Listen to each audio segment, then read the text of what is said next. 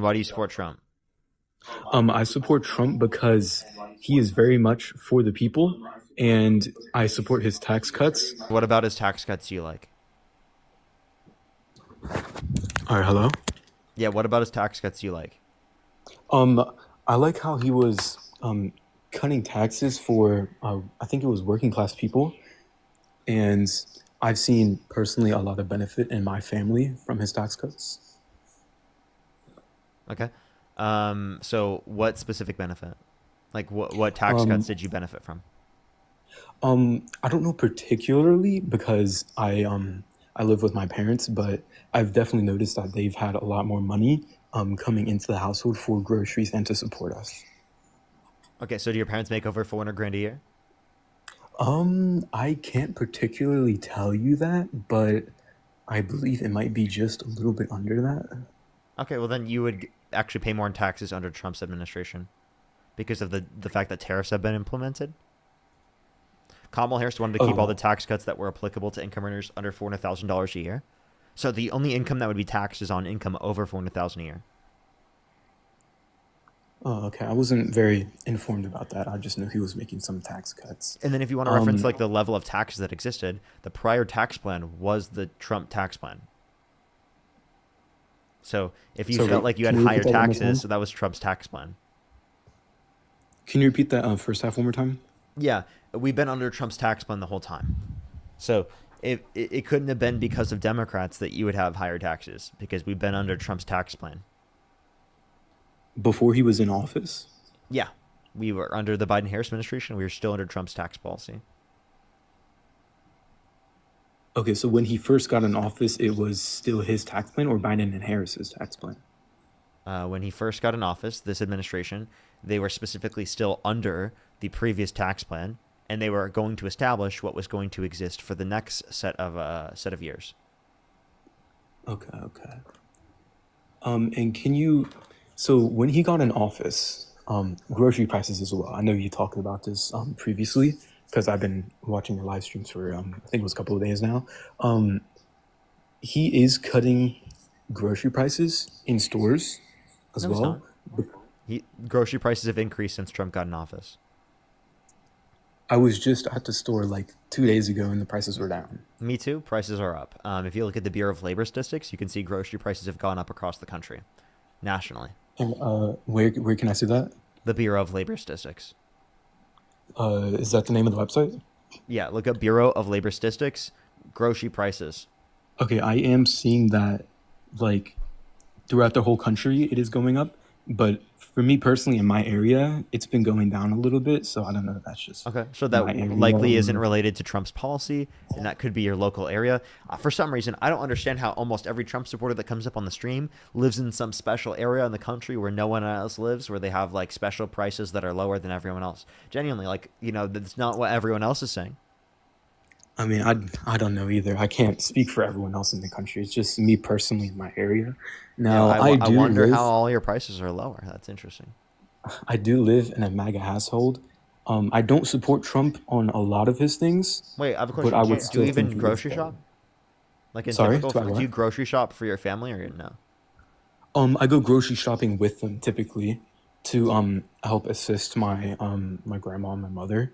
So Okay. I do see the prices and everything. And it previously under Biden, it was up a lot, like at least by like sorry, I'm trying to think real quick. I would say like $50 after we're done shopping, and it definitely has gone down a lot under Trump.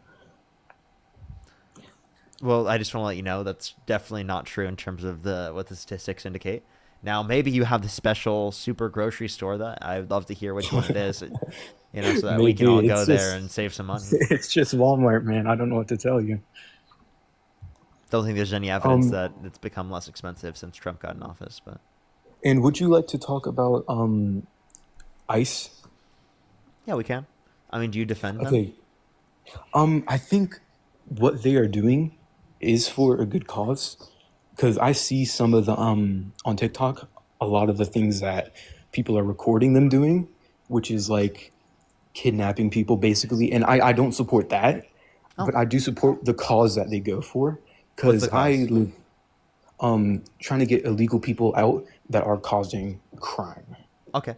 If you're referencing people who have committed violent crimes and bad crimes, then why are over 70% of detainees of ICE, right, with someone with no prior criminal record? Um, maybe it's maybe it's like a misunderstanding. Is it like, are those people that are being deported or just detained? Those are people detained. Well, are they then released after being detained, or are they being like continue to be like Some deported? are, many are deported, right? But the reality of the matter is that uh, they are specifically deporting people who have no prior criminal record, and the 70% just being a misunderstanding would be ridiculous. Now, not only just that, but also the fact that if we provided a pathway to citizenship for undocumented immigrants who have not committed a violent crime or bad crime, where they do not have to leave the country, well, then border enforcement can focus on those that have committed violent crimes and bad crimes rather than focusing on those that have no prior criminal history. Yes, I do agree that they should focus on those people that are committing bad crimes and violent crimes.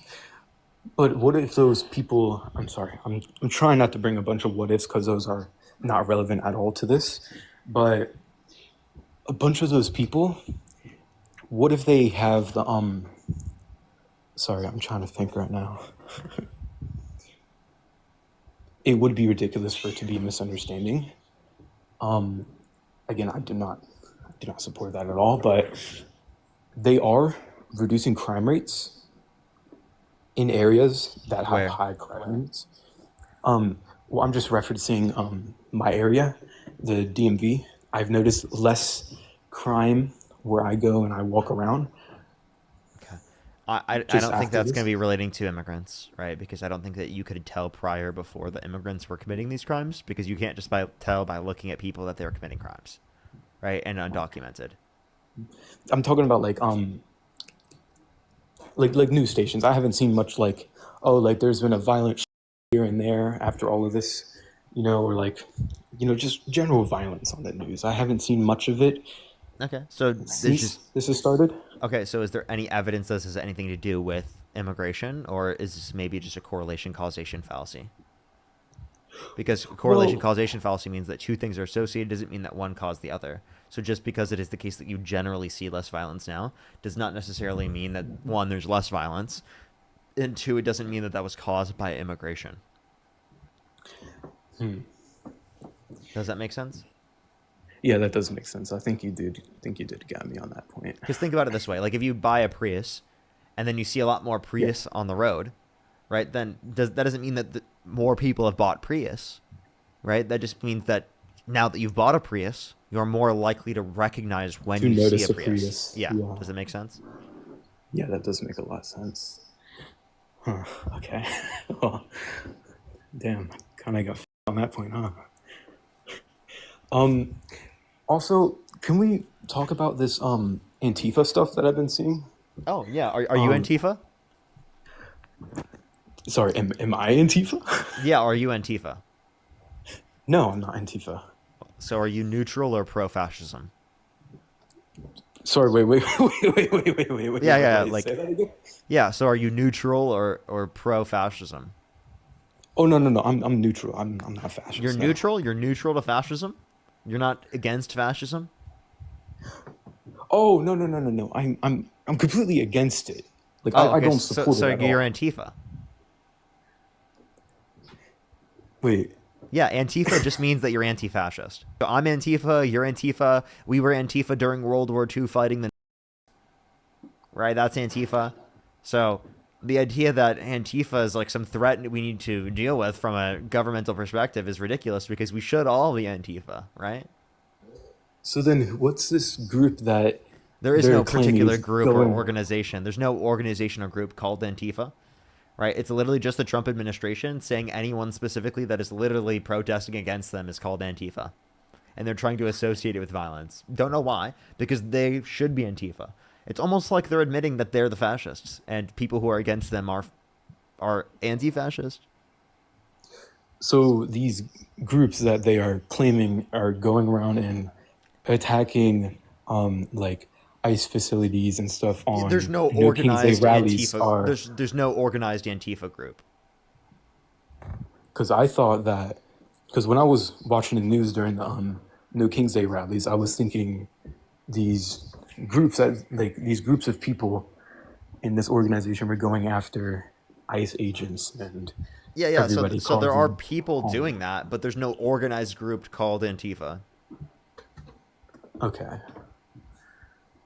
Like, that's of course, there are interesting. people doing those things, but again, that doesn't mean that it's quote unquote Antifa. This is just something used by the right, like Trump and Fox News, to try to categorize people as like quote unquote violent and dehumanize them, right? By referring to it in that context by calling them Antifa, sort of using Antifa as like a negative connotation, which is ridiculous because everyone again should be Antifa, and there's no organized group of Antifa. Do you think that these groups that they are claiming are doing this are in no way like, how do I explain this? Like banded together to form some sort of organization to commit these acts of violence against No, there might be some organizations that citizens? do stuff like that, but nothing called Antifa. Okay, so that's just a label that they slapped on these people Yeah, to like like generate but yeah, propaganda. to generate like a yeah, actually to generate propaganda and to create a boogeyman. Yeah, Okay, you actually completely got it right. and then they're using that label that they slapped on them, Antifa, to basically like make Like fear mongering. anti-fascism like as like a bad organization, is not Yeah, organization, but like or viewed in a bad thought negative process. connotation. Yeah, or that Okay, Antifa being anti-fascist is viewed in a negative connotation. Now, to me, okay, this almost to me seems like they're trying to use code language, right? Like utilizing Antifa to have a negative connotation associated with it to stigmatize Antifa, so that they can generally get people to accept fascism to a greater extent, right? Like subconsciously. okay. I think Right. that's specifically what their goal is. Now, you could say maybe you don't have evidence for that, but sure, right? But I would say that Trump is a fascist, so that's going to be my basis for why they're probably trying to do that. Okay, that makes a lot of sense now that I think about it. Yeah. And also just another point to kind of like brush against Trump being a Christian and supporting God and all this, because I know that me personally, I don't, I'm not Christian. I'm actually think I'm the same like religion you are, agnostic, atheist. So I don't really believe in any God or higher being entirely, but I know that a lot of people are saying that Trump is Christian and they're just supporting him based off those beliefs. A lot of my people, like a lot of my family are, and they're making claims that like you should like get rid of pro-choice basically just because A few like things here. baby. Yes, I got you. So, a few things. No one utilizes their religion in politics. Practically no one, unless they believe in some theocracy and they think every sin should be illegal. Essentially, if you utilize religion to influence your particular prescription on politics, well, then you're saying things like telling your kid Santa Claus exists should be illegal because it's sinful. No one says that. Everyone has personal values to demonstrate what they think the law should look like, and they believe in a separation of church and state, and they think religious reasons are not good a reason to make the law a certain way. Otherwise, they would think every sin should be illegal, which would be ridiculous. So I mean, yeah, that's the way that you can respond to them. And then there's no reason to say that abortion uniquely should be illegal unless it's just based upon their particular prescription from a personal standpoint. And if they try to appeal to their religious beliefs, you tell them, okay, why specifically apply one religious belief under the context of the law but not the other? Like Trump has committed adultery on multiple occasions, right? But yet, specifically, like we would say that he shouldn't be put in prison just for committing adultery, right? He should be put I in mean, prison for committing other actions, but not just for committing adultery, right? me personally, I'm very much against cheating. I've had many run-ins with that, and I mean, Yeah, I'm very against it as well. Like I'm not pro cheating. I definitely don't like cheating. I think it's incredibly immoral, but I don't think that cheaters should go to prison. I mean, but I believe that there should maybe be some sort of repercussion, not like How I so? would Like, say like how do you enforce that? prison time. Like for instance, if you're like married maybe, and Yeah, so Trump cheated you on cheat every on, single one of his wives. What should be his punishment? I mean maybe some sort of like fine in some way Okay. maybe. How much should Trump have to pay out to his ex-wives? Well, maybe like, okay, let me think about this. I was thinking maybe like 5% of your annual income, not annual income, sorry, like annual income should go to your significant other during the divorce process, For how long? during the entire divorce process until it's So like so couldn't until it's Trump just over. claim losses as income?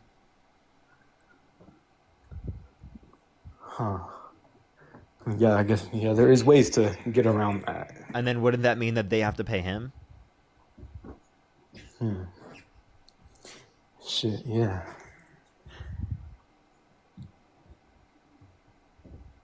Yeah, there definitely is a lot of loopholes in that actually.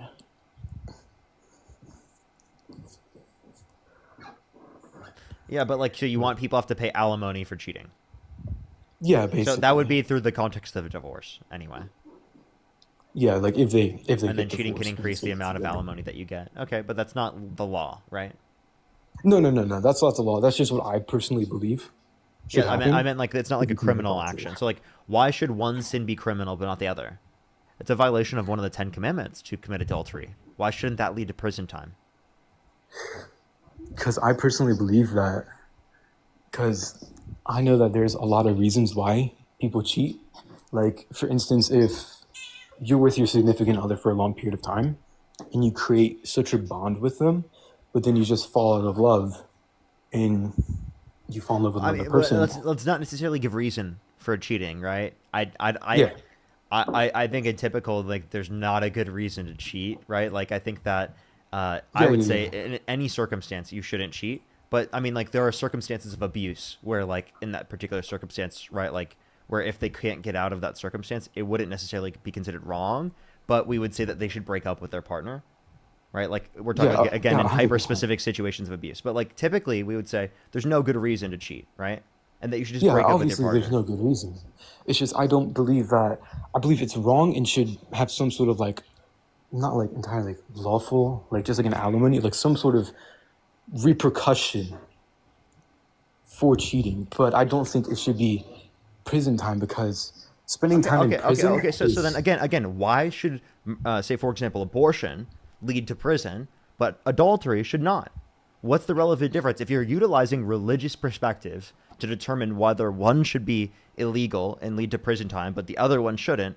How could you come to a determination of one leading to prison time but not the other one if they're both violations of the Ten Commandments? sorry. I just have a real quick question. Go Where are ahead. you getting this? Where are you getting this? Abortion should lead to prison time. When did we ever discuss that abortion should Well, become prison? okay. So let me clarify. You don't think abortion should lead to prison time because that's the pro-life perspective, right? That abortion should lead to prison time because they think it's Wait, that is that like in the law currently? well. Donald Trump put people in the Supreme Court with the explicit reason of overturning Roe versus Wade, which allows for certain states to make it illegal to get access to an abortion, which has happened. But then but in that, like, in the Supreme Court, they never decided it should be prison time, right?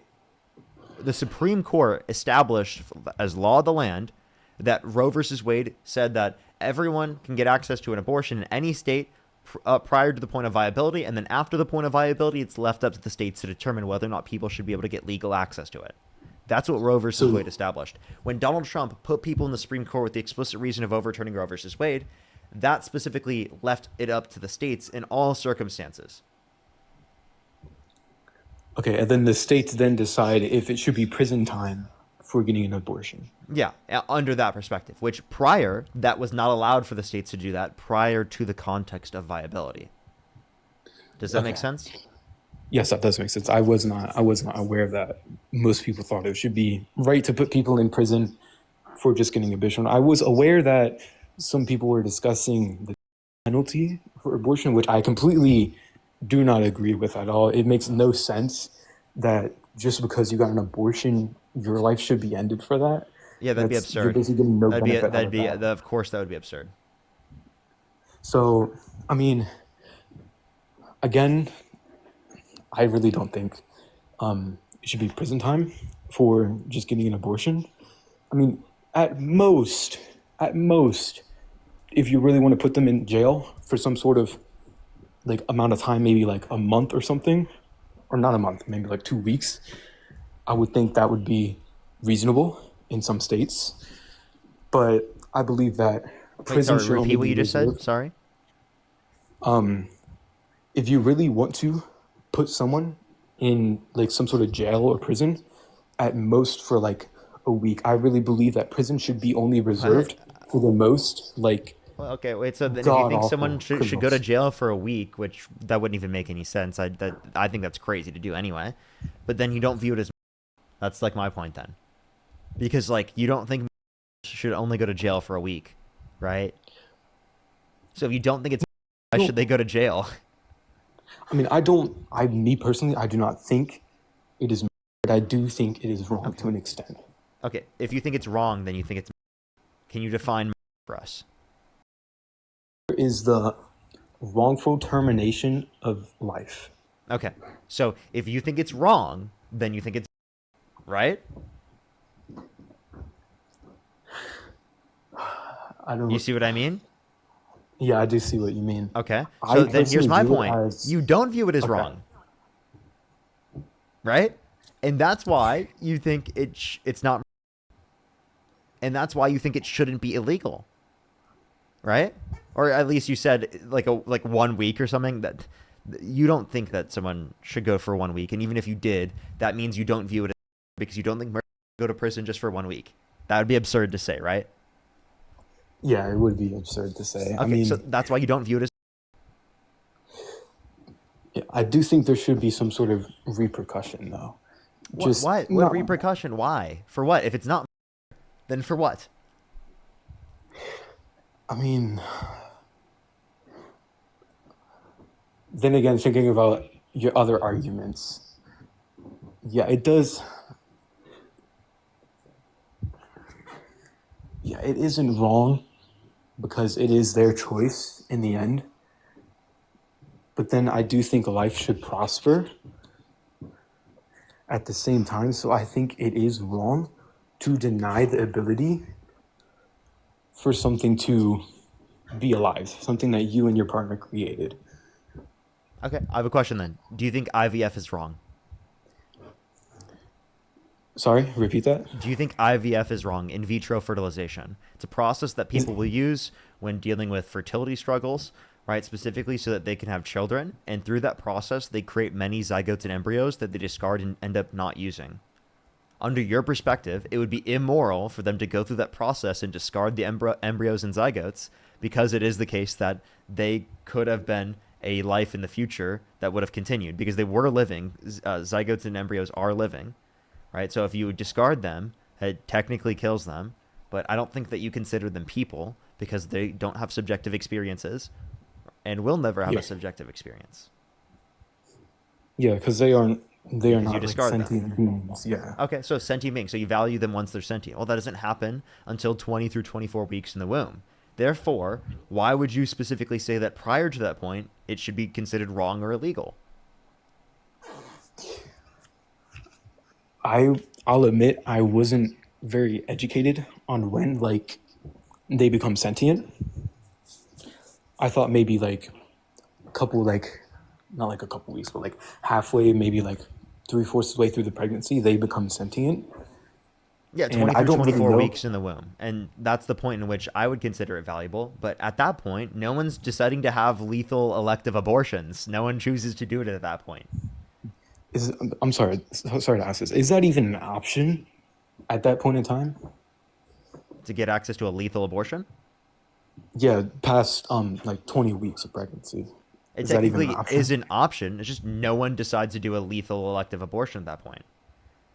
Right? And Okay. I think it actually my position on this is progressive at time. I think it should be legal because I think that there's no one who's really who's doing it in those particular circumstances. And I think that putting a law in that circumstance would just restrict people who medically need to get access to it from being able to get access to it because of all the different exceptions that have to be put in place in the first place. So there really doesn't make any sense for there to be a law at that particular point. Okay. I think that at that point where they become sentient, that it is to abort the baby once it is sentient. But before that, I would be okay with an abortion since it is not technically sentient and it is not like I can't really say it's not a human at that point because it is still a human, but you know, it's not like a sentient being. But anything after that, I will technically view it as. Okay. So, and if it's after sentience, you view it, then that's still a pro-choice position, right? So you think most abortions that happen, right, should happen.